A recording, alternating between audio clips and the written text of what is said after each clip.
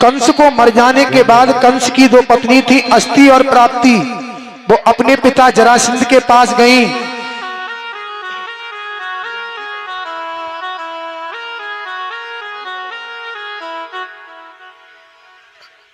अपने पिता जरासंध के पास गई और जरासंध ने 23 अक्षौणी सेना लेकर के मथुरा नगरी पर आक्रमण किया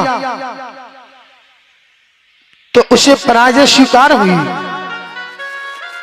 जरासंध ने 17 बार मथुरा पर आक्रमण किया तो भगवान सोचने लगे जरासंध के आक्रमण से यहां प्रजा बहुत परेशान है,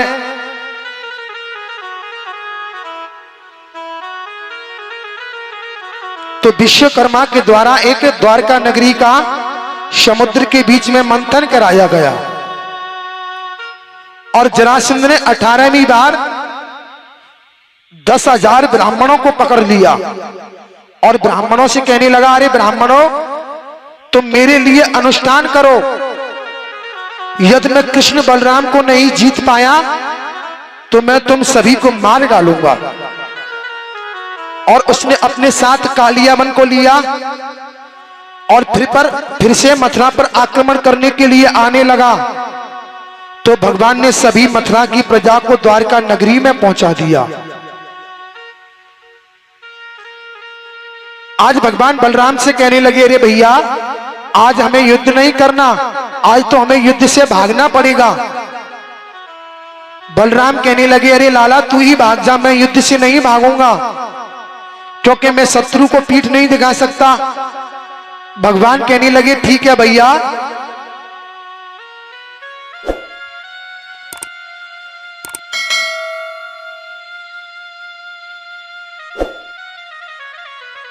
तुम आगे आगे भागना और शत्रु को दिखेगी तो मेरी पीठ दिखेगी। आज भगवान बलराम को भी लाला की बात माननी पड़ी।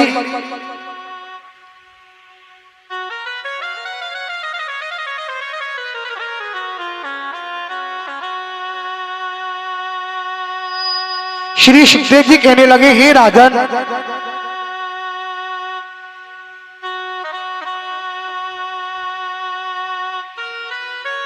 आज जरासंध बलराम के पीछे भागने लगा, कालियावन कृष्ण के पीछे भागने लगा और भगवान कालियावन को लेकर के एक गुफा में प्रवेश कर गई जिसमें महाराज मुचकुंद सोए हुए थे। आज भगवान ने अपना पीतांबर महाराज मुचकुंद को उड़ा दिया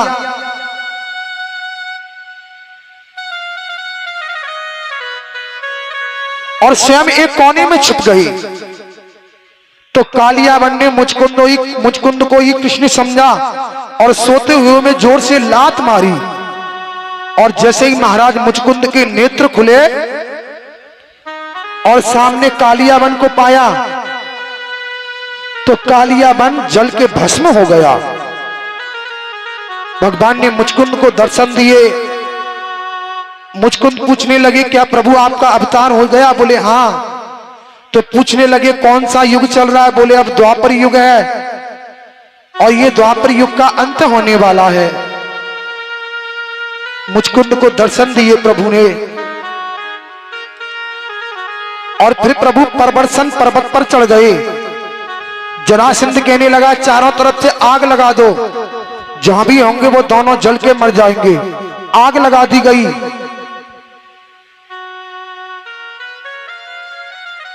अब तो वह दोनों कूद करके द्वारका नगरी में आ गए।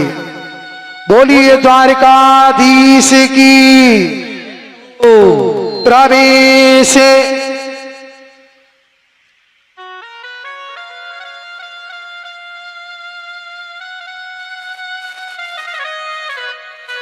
प्रवेश तत्र श्रमात्रवी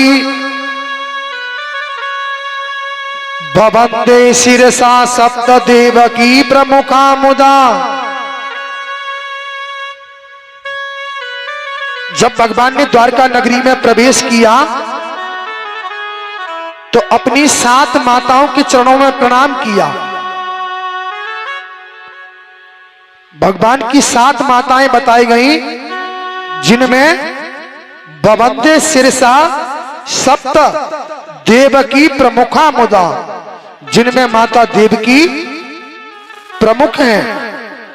और भगवान द्वारका नगरी में बड़े प्रेम से रहने लगे।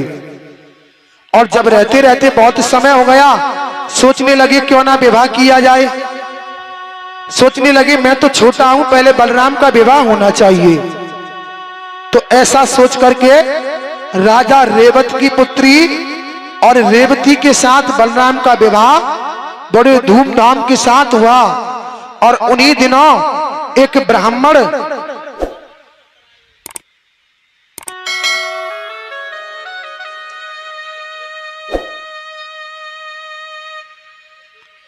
और एक पत्र लेकर के भगवान द्वारकाधीश के पास आई। और वो पत्र था भीष्मक की पुत्री देवी रुक्मिणी का। राजा भीष्मक के यहां सत्संग हुआ करता था। सत्संग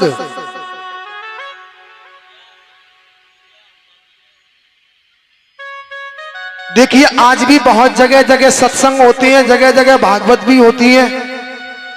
और कलयुग में कुछ ज्यादा ही हो रही है। एक जगह मथुरा में मेरी जन्मभूमि पर भागवत हो रही थी, तो एक बराबर में ही दीवानी पड़ती है। तो वकील साहब पूछने लगे, व्यास जी अब हर एक गांव में सत्संग और भागवत होती है,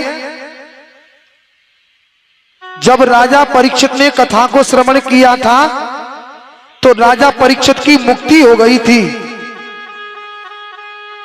अब हर एक गांव में 4-4 भागवत हो रही हैं। अब हमने तो सुना नहीं कि किसी परीक्षित की मुक्ति हो गई।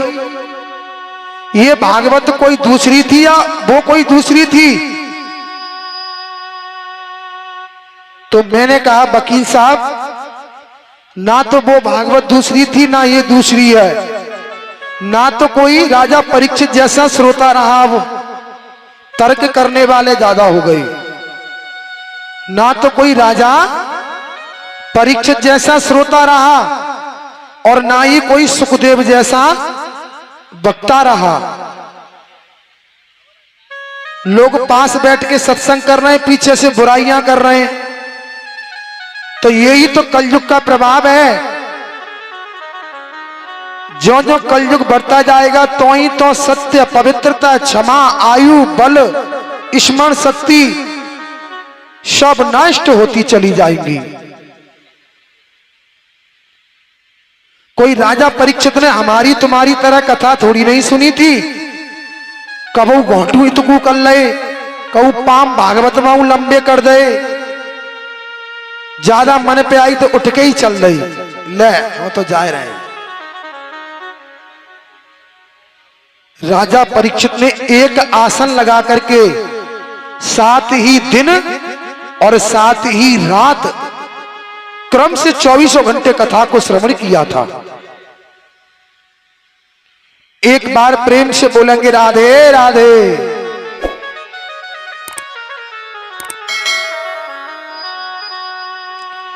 श्री सुखदेव जी कहने लगे, हे राजन, राजा भीष्मक के यहां सत्संग हुआ करता था। सत्यम ज्ञानम ददातीति सत्संग। कहते हैं सत्य का संग करे वही सत्संग है। परंतु आजकल लोग सत्य का संग कम कर रहे हैं, असत्य का ज्यादा संग दे रहे हैं। अब तो सत्संग कोई हम जैसा, कोई पंडित जी जैसा, अन्यथा लोग कोई भी सत्संग का साथ नहीं देता। और अभी अलीगढ़ से जहां राजीव एंड पार्टी होती ना, राजीव एंड पार्टी सुनी है अलीगढ़ की आर्केस्ट्रा, तो शायद पूरा इगलास मोजई ग्राउंड में नजर आम तो।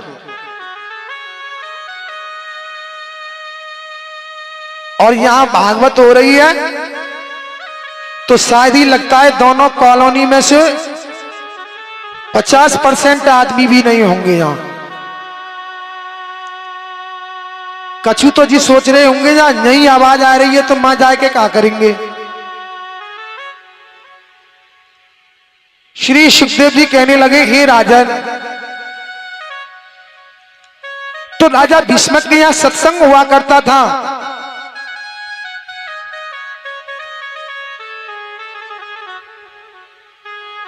तो एक दिन देव ऋषि नारद उस सत्संग में पहुंच गए और उन्होंने भगवान की सुंदरता का वर्णन करना प्रारंभ कर दिया। और भगवान की सुंदरता का वर्णन करना प्रारंभ कर दिया। तभी देवी रुक्मिणी ने भगवान श्याम सुंदर को अपने मन ही मन पति मान लिया।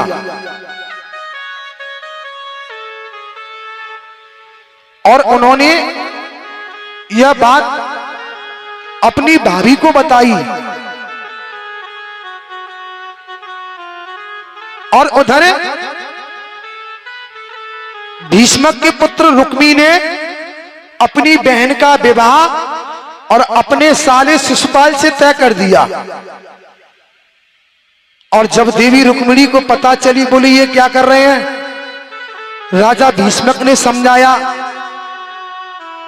कि भाई ऐसा नहीं करते, कृष्ण द्वारका के राजा हैं और बहुत ही अच्छे हैं, समाज में उनकी सब जगह आदर भाव होता है। तो अभी एकदम वो खड़ा हो गया, बोले पिताजी क्या बकते हो तुम, अब तुम बुढ़े हो गए हो ना, इसलिए तुम्हारी बुद्धि भी बुद्धि जैसी बातें करती है।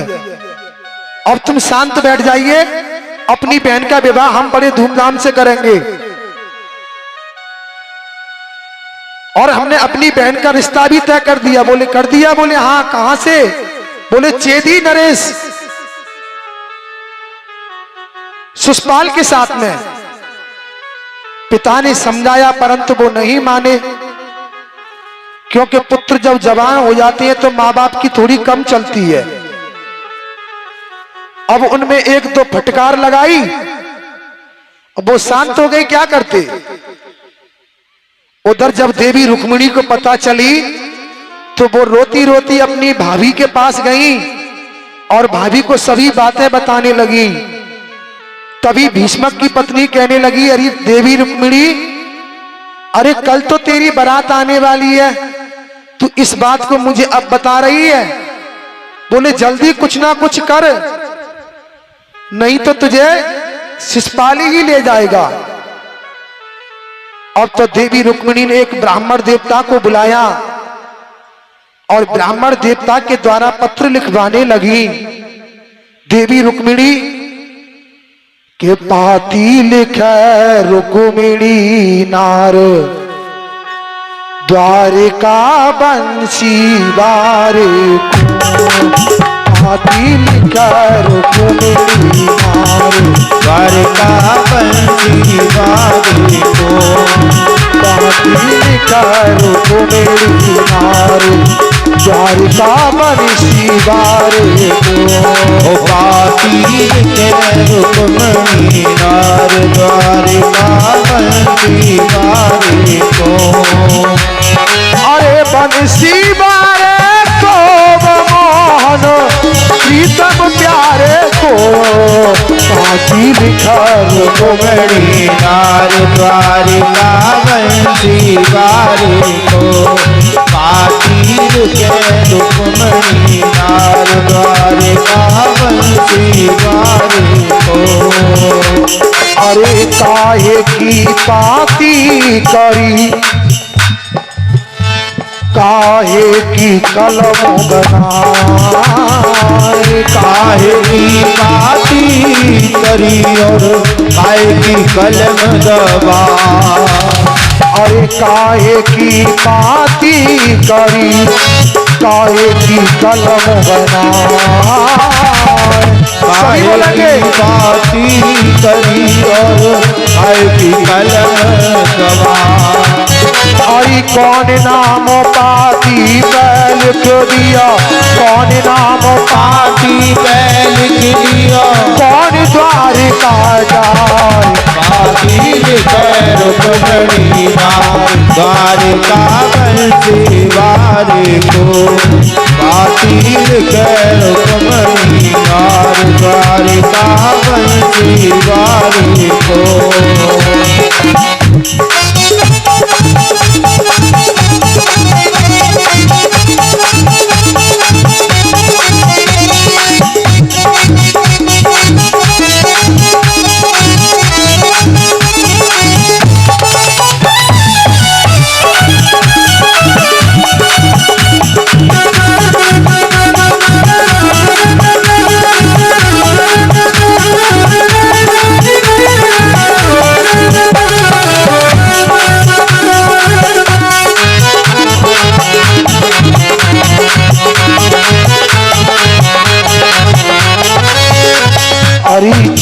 फार पाती करी उंगली की कलम बनाए। चीर फाड़ पाती करी उंगली की कलम दबा।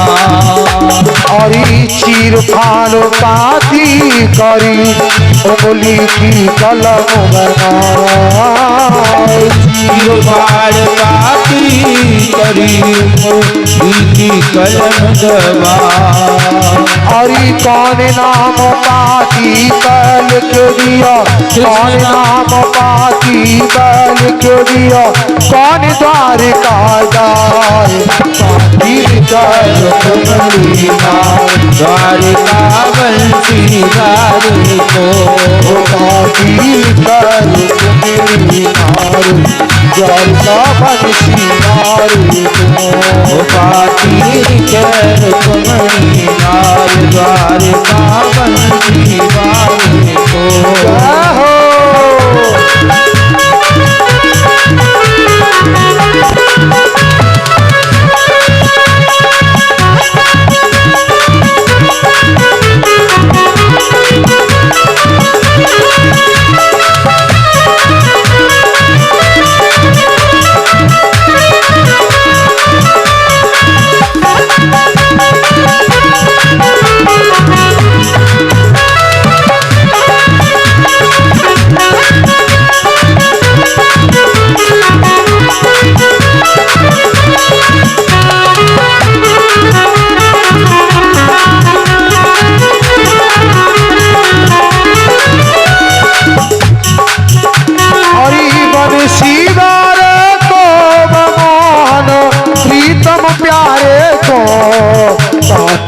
कर कमली नार द्वारिका बंसी गारी को।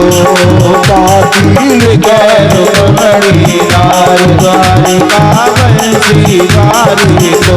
द्वारिका बंसी द्वारिका बंसी गारी को। द्वारिका बंसी गारी को। द्वारिका बंसी गारी को। अब तो ब्राह्मण देवता को पत्र दिया देवी रुक्मिणी ने, और पत्र देकर के ब्राह्मण देवता चल पड़े। श्री सुखदेव जी कहने लगे, हे राजन,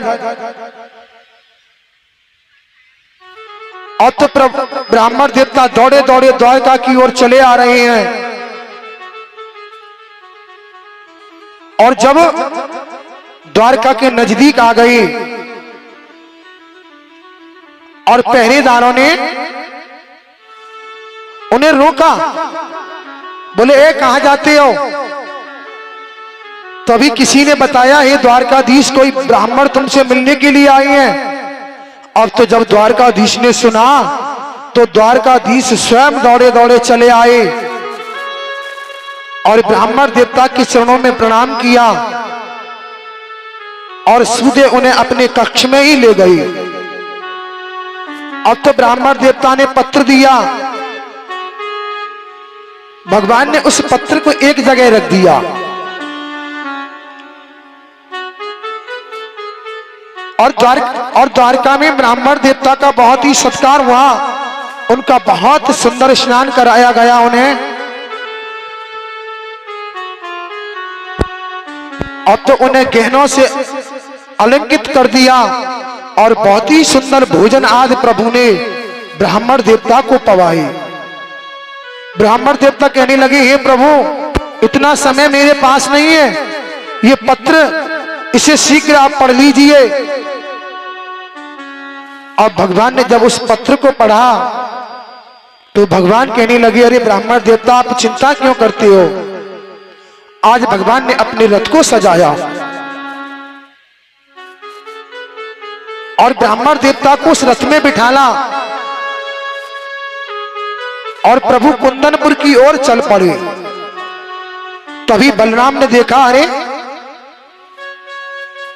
ये कृष्ण अकेले ही कहां जा रहा है? अब तो बलराम ने भी अपने रथ को सजाया और कृष्ण के पीछे उस रथ को लगा दिया। आज देवी रुक्मिणी ने अपने पत्र में सब कुछ लिख दिया था कि मैं किस समय कहां और कैसे आना है। और उधर देवी रुक्मिणी और अपनी सहेलियों के साथ माता गौरा का पूजन करने के लिए आने लगी।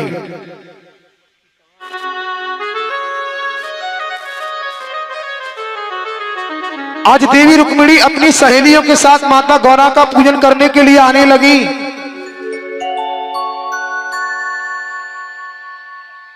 आज शिशुपाल और रुक्मी ने सारे कुंदनपुर को चारों तरफ से घेर लिया और कहने लगे कहीं से कैसे भी कृष्ण यहां आ नहीं पाए। आज देवी रुक्मिणी और माता गौरा के मंदिर पर जाने लगी।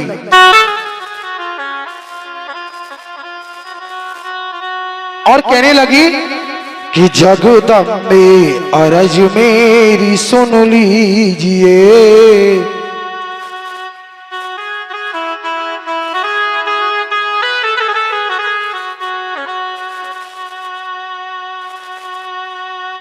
और माता गौरा के मंदिर में देवी रुक्मिणी पूजन करने लगी और कहने लगी जय जय गिरो बारे राजा किशोरी, जय गिर गिरवर राज किशोरी,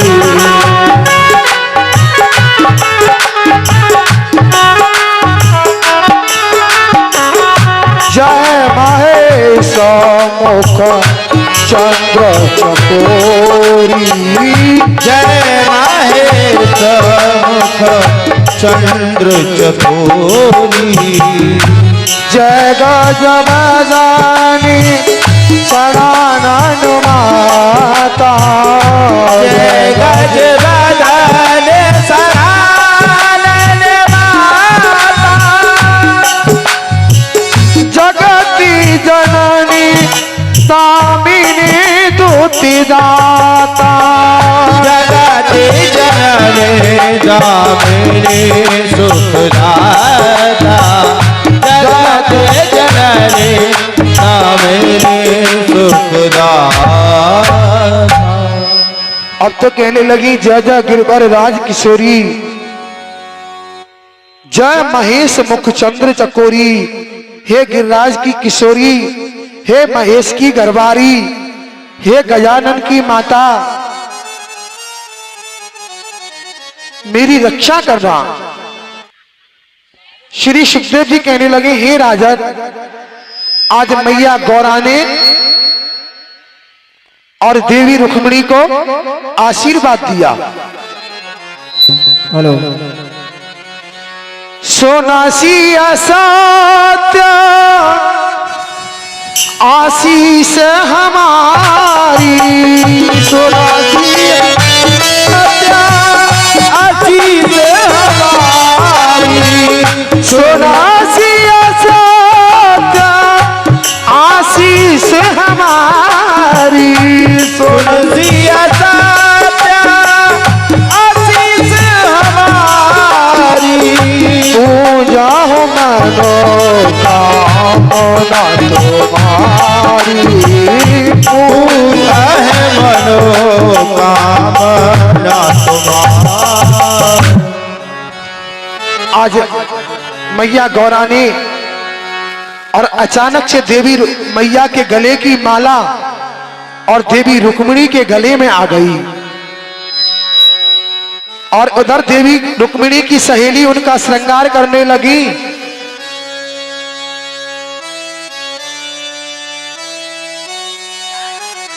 तो देवी रुक्मिणी कहने लगी अरे बहनों, ऐसे श्रृंगार से क्या फायदा जो मुझे शिशुपाल ले जाए, अरे ऐसा श्रृंगार करो जो मुझे मेरा कृष्ण ले जाए। और देवी रुक्मिणी कहने लगी आओ मेरी सखियों मेरे मेहंदी लगा दो, और मेहंदी लगा दो हमें ऐसी सजा दो, मुझे श्याम सुंदर की दुल्हन बना दो। मुझे श्याम सुंदर की दुल्हन बना दो। अरे आओ मेरी सखियों मुझे मेहंदी लगा दो। आओ मेरी सखियों मुझे मेहंदी लगा दो। और मेहंदी लगा दो हमें ऐसी सजा दो। मेहंदी लगा दो मुझे ऐसी सजा दो। और मुझे श्याम सुंदर की दुल्हन बना दो। मुझे श्याम सुंदर की दुल्हन बना दो।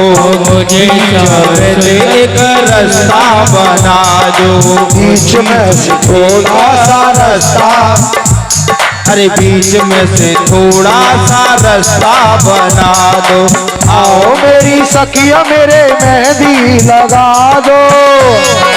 सखियों मुझे मेहंदी लगा दो। मेहंदी लगा दो मुझे सुंदर सजा दो। मेहंदी लगा दो मुझे सुंदर सजा दो। मुझे श्याम सुंदर की दुल्हन बना दो। मुझे श्याम सुंदर की दुल्हन बना दो। जाहो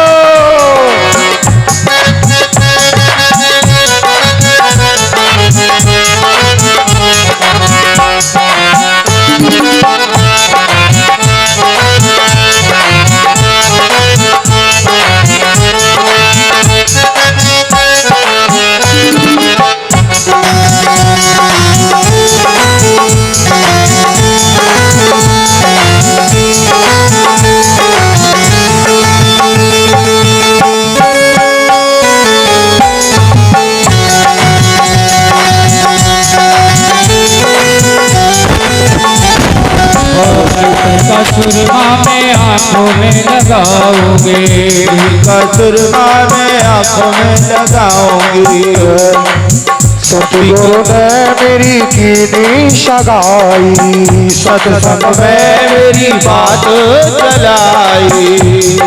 में मेरी बात चलाई।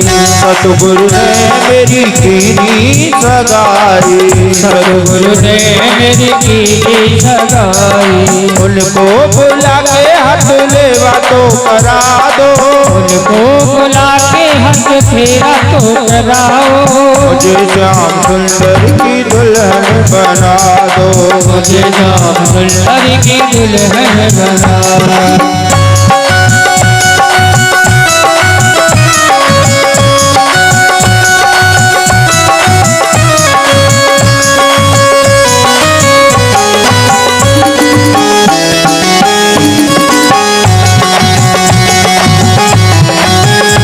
सभी ताली बजाते हुए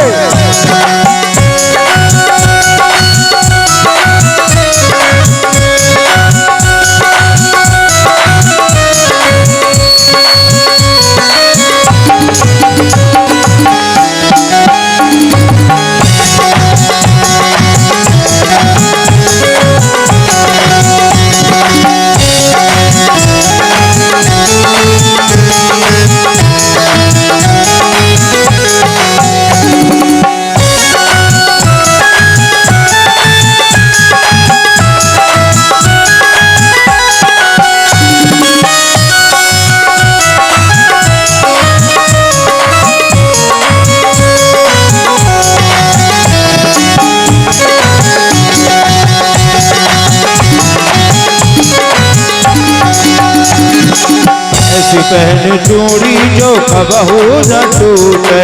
ऐसी चूड़ी जो कबहू न टूटे। सबरु दूल्हा जो कबहू न रूठे। सबरु दूल्हा जो कबहू न रूठे। को बुला के हाथ लेवा तो करा दो। गुरु को बुला के हाथ लेवा तो करा दो। गुरु को बुला के हाथ लेवा तो करा दो। उनको बुला के हट लेवा तो कराओ। मुझे श्याम सुंदर की दुल्हन बना दो। मुझे श्याम सुंदर की दुल्हन बना दो। मुझे श्याम सुंदर की दुल्हन बना दो। बैठ जाइए परीक्षित जी। दुल्हन बना दो। देवी रुक्मिणी, देवी रुक्मिणी जी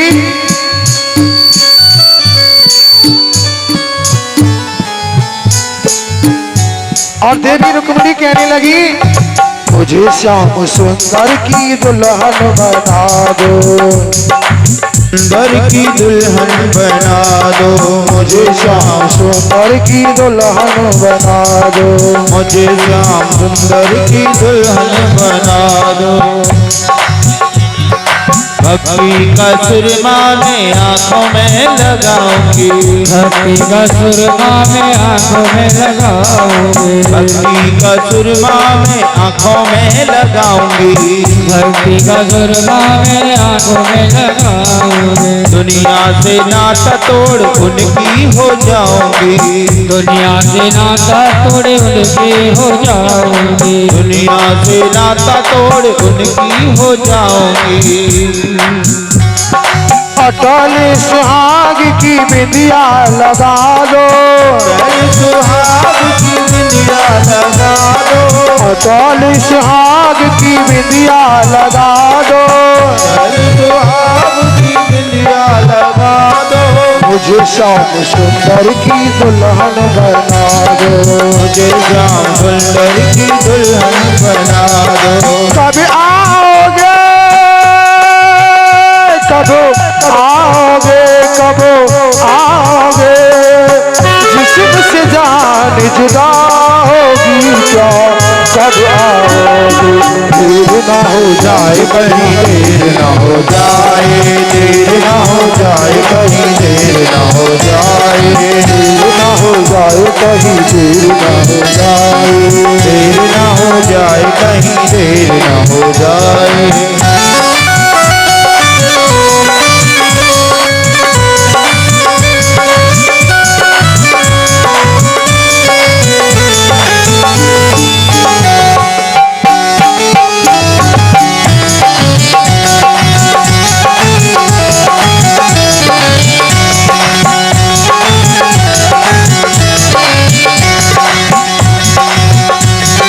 कभी आओगे, कब आओगे, कब आओगे, कब आओगे,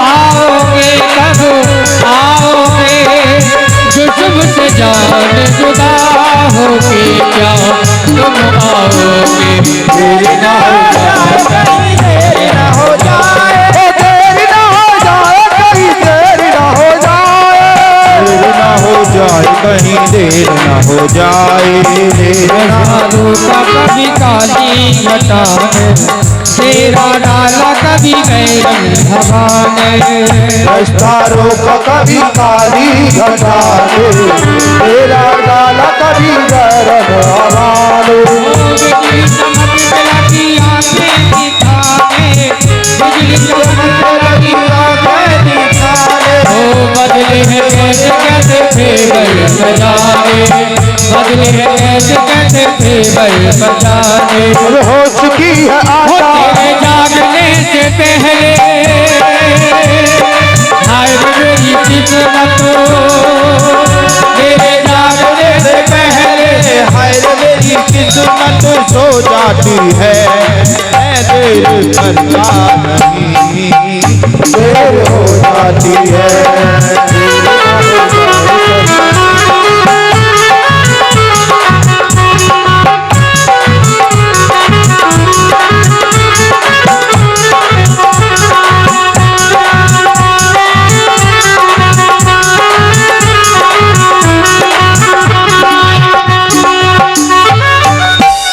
अब तो देवी रुक्मिणी ने देखा कहीं पर भी भगवान का रथ नजर नहीं आया। अब तो पहली सीढ़ी पर पैर रखा और दूसरी सीढ़ी पर पैर रखा, तभी भगवान का रथ बड़ी तेजी से आने लगा।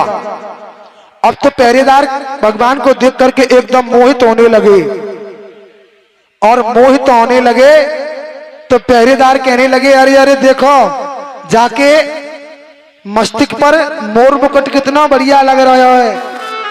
एक कहने लगे अरे अरे देखो, जाकी कमर में करदनी कितनी बढ़िया है। आज भगवान कृष्ण दौड़े दौड़े आए और दौड़े दौड़े आए और देवी रुक्मिणी का हाथ पकड़ लिया और देवी रुक्मिणी का हाथ पकड़ लिया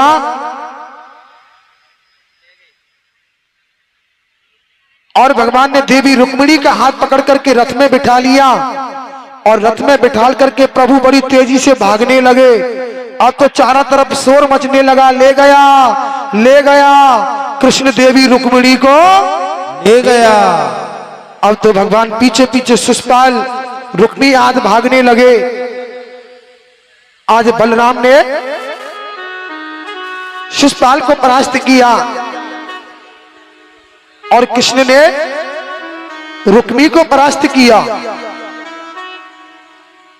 आज भगवान देवी रुक्मिणी को लेकर के द्वारका नगरी में आए। अब तो द्वारका नगरी में बड़ी धूमधाम से मंगलाचरण होने लगे, गीत होने लगे। और जब देवी रुक्मिणी के पिता ने सुनी तो वो अपने पुत्र का, अपनी पुत्री का श्याम कन्यादान करने के लिए और अपनी पत्नी सहित द्वारका नगरी में आए।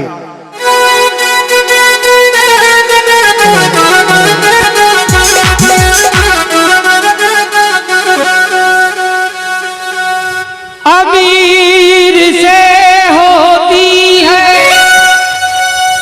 गरीब से होती है,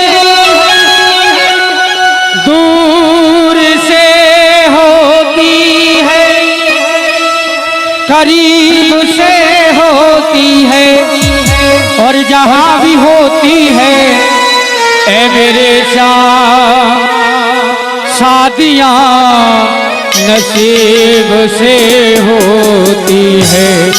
आज मेरे श्याम की शादी है, आज मेरे श्याम की शादी है, हो श्याम की शादी है, मेरे घर श्याम की शादी है।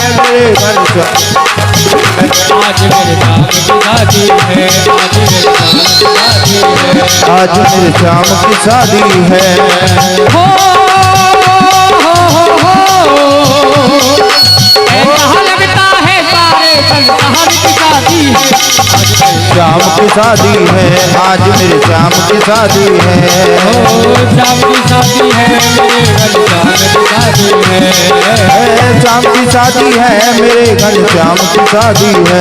आज मेरे श्याम की शादी है। जय हो बाकी हरियाणा की।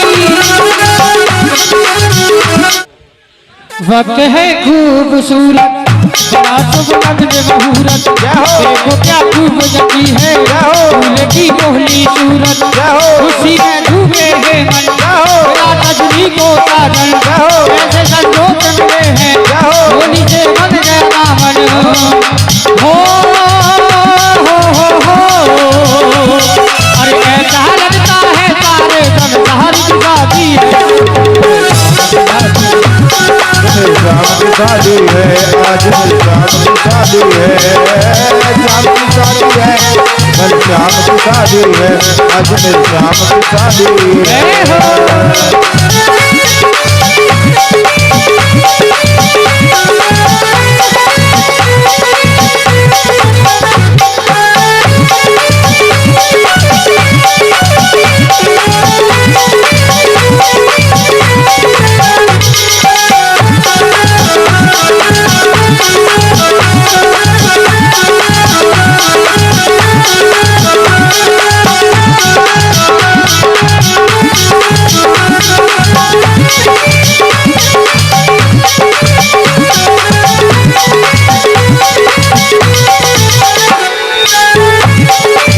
पहले परीक्षा की कन्यादान करें, कन्यादान तिलक करें भगवान के।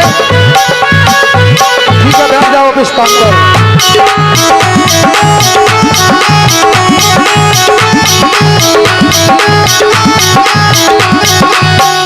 देखिए सभी माता बहनों से निवेदन है, बारी बारी से आएंगी और देवी रुक्मिणी का कन्यादान करेंगी। सभी माता बहन बारी बारी से आएंगी और देवी रुक्मिणी का कन्यादान करेंगी। बाबा देवी रुक्मिणी का कन्यादान कराएंगे। सभी माता बहन बारी बारी से आएंगी। हो मंडप के नीचे आज रुक्मिणी ने केस सुकाए, मंडप के नीचे आज रुक्मिणी ने केस सुखाए। मंडप के नीचे आज रुक्मिणी ने केस सुखाए। मंडप के नीचे आज रुक्मिणी ने केस सुखाए। मंडप के नीचे आज रुक्मिणी ने केस सुखाए। जो भी भक्त पूजन करना चाहते हैं वो बारी बारी से पूजन करते रहें। पापा सुगर वर ढूंढो अच्छो सो वर ढूंढो। हो पापा अच्छो सो वर ढूंढो सुगर वर ढूंढो। पापा सुगर वर ढूंढो अच्छो सो वर ढूंढो। हो पापा अच्छो सो वर ढूंढो सुगर वर ढूंढो। ओ मिले नहीं कन्या तान रुक्मिणी ने केस सुखाए। हो मंडप के नीचे आज रुक्मिणी ने केस सुखाए।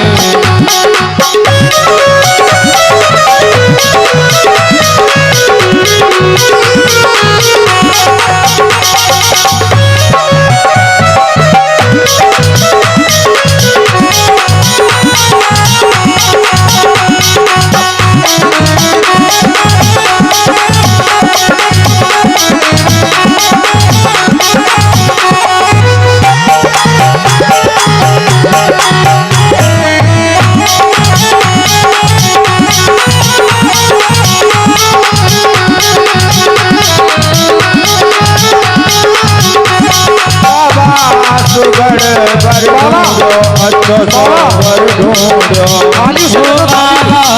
अच्छो सो वर ढूंढो सुगर वर ढूंढो। बाबा सुगर वर ढूंढो अच्छो सो वर ढूंढो। हो बाबा अच्छो सो वर ढूंढो सुगर वर ढूंढो। ओ दादी ले रही कन्या तान रुक्मिणी ने केस सुखाए। हो दादी ले रही कन्या तान रुक्मिणी ने केस सुखाए। ओ मंडप के नीचे आज रुक्मिणी ने केस सुखाए। हो मंडप के नीचे आज रुक्मिणी ने केस सुखाए।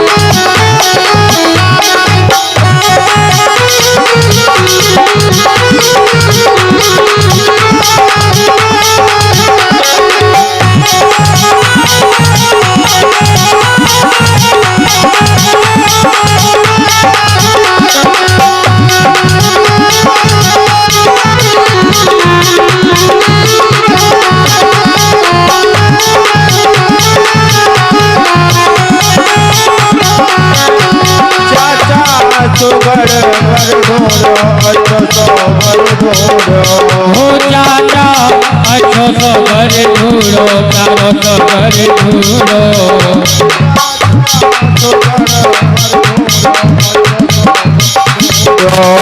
चाचा अच्छो सो वर ढूंढो सुगर वर ढूंढो।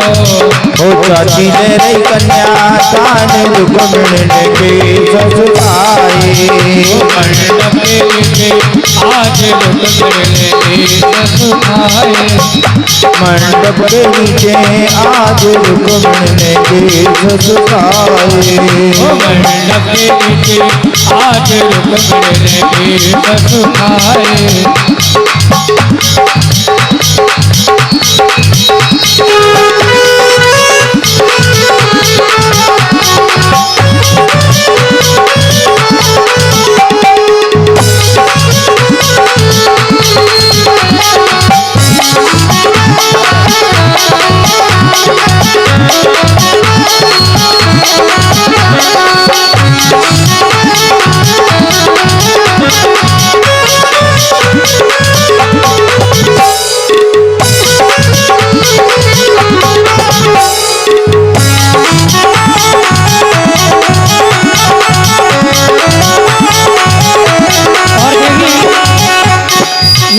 जितने भी लोग हैं आज भगवान की शादी है और किस किस को खुशी है, जरा हाथ उठा के दोनों हाथ ताली बजाएंगे सभी, जिन जिन को खुशी है। और कहा नहा की दीवानी बन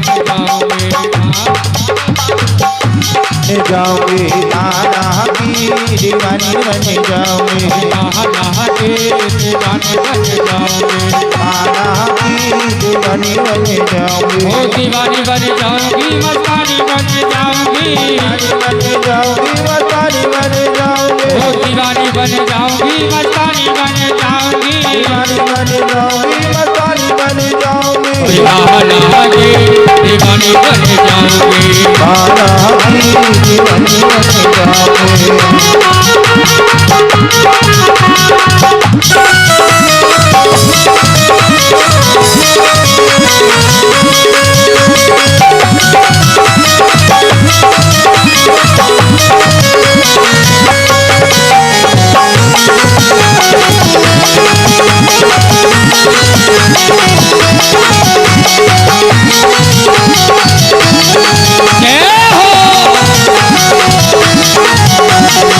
काना मेरो माखन खावे मैं मिश्री बन जाऊं, काना मेरो माखन खावे मैं मिश्री बन जाऊं, काना मेरो माखन खावे मैं मिश्री बन जाऊं, काना मेरो माखन खावे मैं मिश्री बन जाऊं, अरे मिश्री बन जाऊंगी, मैं मिश्री बन जाऊंगी, मिश्री बन जाऊंगी, मैं मिश्री बन जाऊंगी, और काना के दीवानी बन जाऊंगी, काना की दीवानी बन जाऊंगी, और रसिया की रसीली बन जाऊंगी, रसिया की रसीली बन जाऊंगी।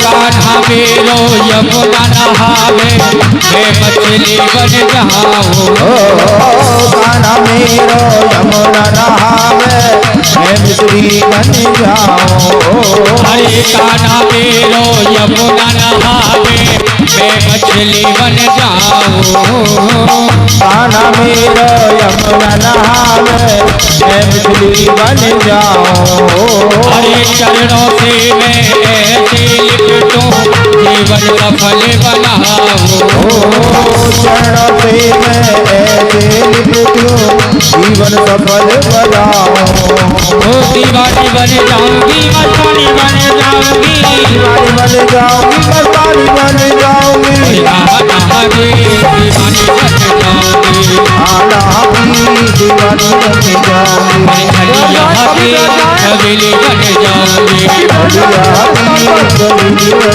जाऊंगी। जय हो बांके बिहारी की।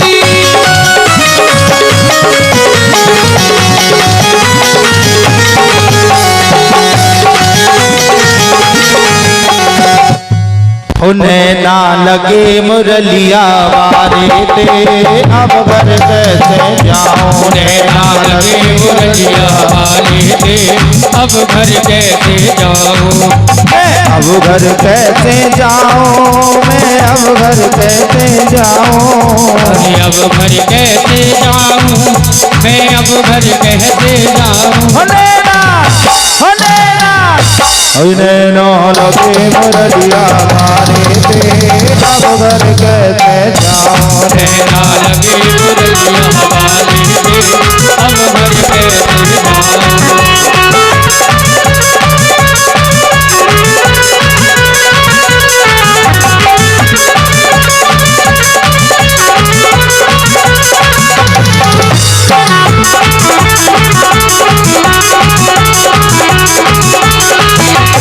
घर जाऊं तो तो मेरी साथ लड़ेगी, ओ घर जाऊं तो मेरी साथ लड़ेगी, घर जाऊं तो मेरी साथ लड़ेगी, घर जाऊं तो मेरी साथ लड़ेगी, साथ लड़ेगी मुझे जुल्म करेगी, साथ लड़ेगी मुझे जुल्म करेगी, कह देगी कह देगी कह देगी नजर हमारे पे, अब घर कैसे जा नैना लगे मुरलिया हमारे थे, अब घर कैसे जाऊं।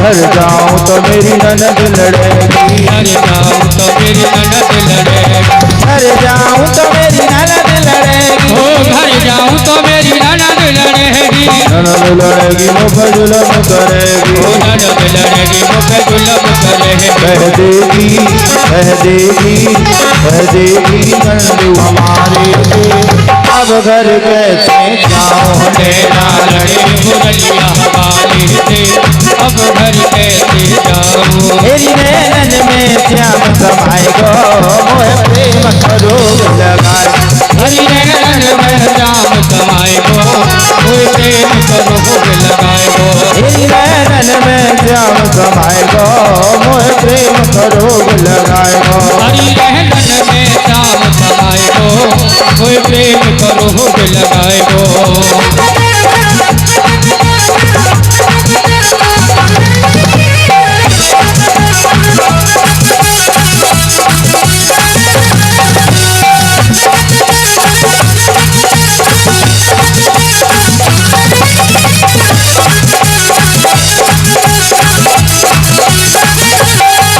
हर जाऊंगी श्याम तेरे अलकन पे, जाऊंगी शाम तेरी अलगन पे, तेरे केसर के मोती अलकन पे, तेरे केसर के मोती अलगन पे, हर जाऊंगी श्याम तेरे अलकन पे, जाऊंगी शाम तेरी अलगन पे, तेरे केसर के मोती अलकन पे, तेरे केसर के मोती अलगन पे, वो तो मधुर मधुर मुस्काएगो, मोह प्रेम करो लगाए, हरि नैनन में श्याम समाए गो, कोई प्रेम करो लगाए गो।